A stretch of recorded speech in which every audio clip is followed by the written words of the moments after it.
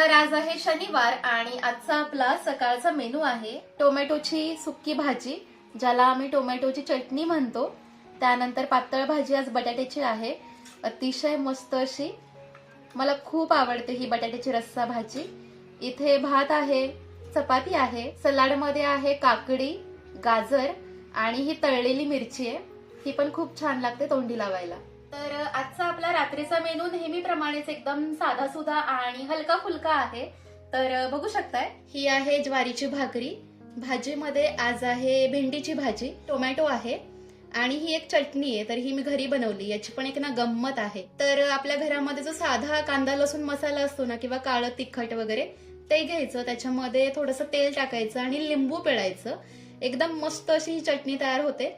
ही तुम्ही जस्ट तोंडी लावू शकता, म्हणजे आपण लोणचं खातो ना तसं हे खायचं. एक नंबर लागते आणि जेवणाची चव वाढवते.